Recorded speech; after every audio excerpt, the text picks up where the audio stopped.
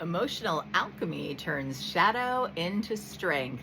Today we're continuing our series on shadow work, and today I'm going to do kind of a quick overview of the process, and then the next couple of days we'll spend digging into several of the portions of that. So first of all, what is shadow work? Well, shadow work is the process of integrating those parts of ourselves that we tend to avoid.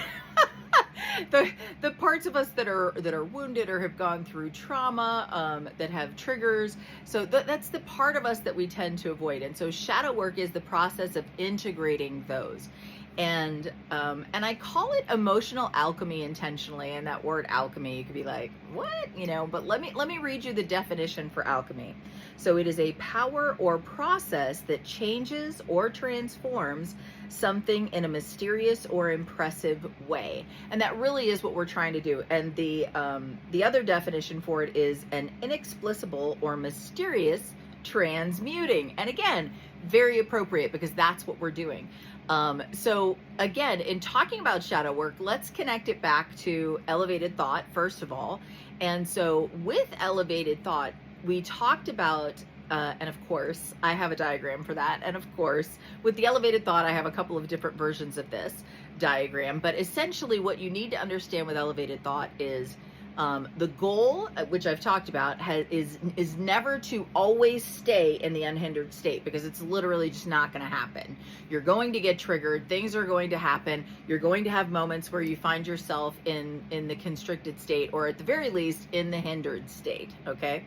And so the question is not about whether or not you can 100% of the time stay in the unhindered state. The question is, what do you do when you find yourself in one of the other states? How do you transmute that energy and move back into the unhindered state? Okay, that is the process of transmuting, is the shifting from the lower ones to the higher ones, so that you can move out of that low energy and move back into a place of higher energy. And this is not bypassing, because you have to do the work. Okay, so it's not about toxic positivity where everything's fine, I'm okay, see, I'm unhindered.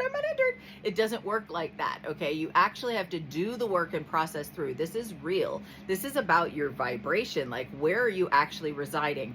Why does this matter? You are going to manifest whatever vibration you are on par with. So if you are in a negative state and you are expecting horrible things to happen to you, guess what? You're going to draw that into your experience. If you don't want that to happen, you're going to do the work, you're going to transmute that energy, and you're going to move into that unhindered state, and you're going to have that expectation of good, where you're expecting that things are happening for you, not to you, and all the things, and you can view it, again, you're choosing your polarity, right? So you're choosing to see things in a way where you're being intentional with the stories you're telling yourself, that these things are happening for you, that life is going to be good to you. Again, like, take the thoughts captive, because we've talked about the fact that your feelings, your beliefs, your thoughts, your actions, all of those things, they show your current reality. Your current reality reflects your alignment. Okay. So when you see in your life a reality you don't like, that means one of your things is out of alignment. So you just need to let yourself ease into the fact that, if you will, source will bring that into you. Because again, in the previous one we were talking about, you don't need to chase shadow work.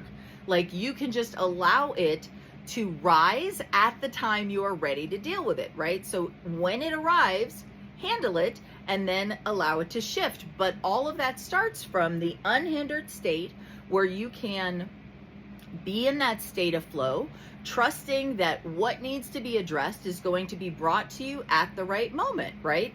Because that's how it works. That's how it works. When you're in that state of flow, you see the divine synchronicities, which includes, it's time to do the shadow work for this, right? And you can embrace that.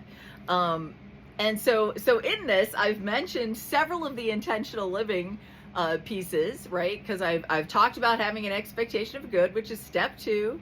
I've talked about step 3, assuming positive intent, which is where you're assuming things are happening for you, not to you. But really, shadow work is most closely tied with step 4, which is releasing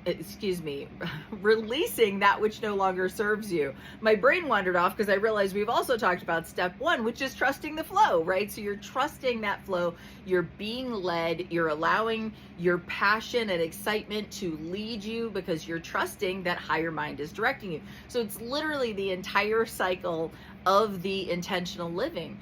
But shadow work is, again, most closely tied to step 4, which is releasing that which no longer serves. Because, again, and we did talk about this in the 9 Levels of Consciousness series.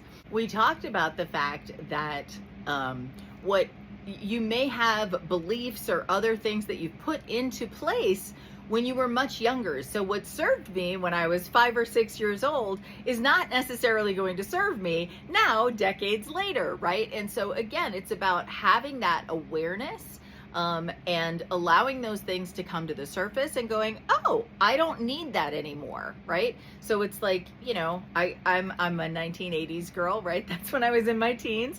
And so like, I don't need my clothing that has shoulder pads anymore, right? I'm not going to wear, you know, my shirts with the big shoulder pads anymore. So I don't need that, right? It was great during the time. Now I can get rid of it because it's no longer necessary. Again, releasing what no longer serves. And so that is really the heart behind shadow work, is allowing those parts of you that are holding on to things that aren't serving you anymore, and allowing that to be released, because otherwise it's like carrying around all of this baggage with you, and allowing it to drag you down and to weigh you down. So let's take a quick second just to kind of go through what the process is that I do personally for shadow work. And again, you may do something different. That's great. Whatever works for you. You can take whatever strikes you with this and release whatever doesn't. But for me, what I do is when an emotion comes up, I tend to be very aware when I feel that charge from when I've been triggered, because I'm like, woo, I feel that. And so I become aware of it. I own the feeling. And then I begin to chase the feeling back. Now that is going to happen because the feeling is coming up at the subconscious level. Again, this is why we're doing this right after the 9 levels of consciousness, because your subconscious is where your emotions are, right? So when the feelings come up, oh, okay, what is that feeling that I'm sensing? Then I'm going to take it back to the unconscious level, which is the belief. What belief is that feeling tied to?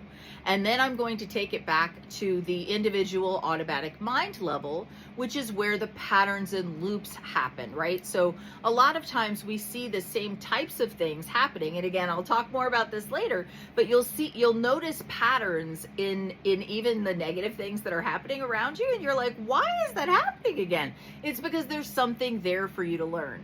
And so as you're able to learn those things, then you can release them and break that cycle.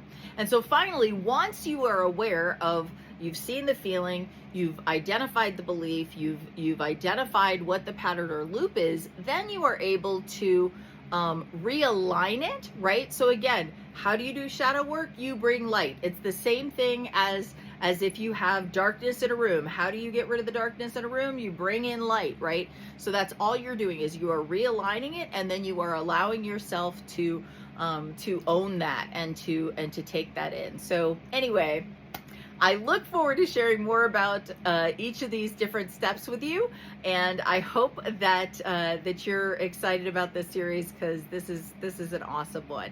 Anyway, have a wonderful day.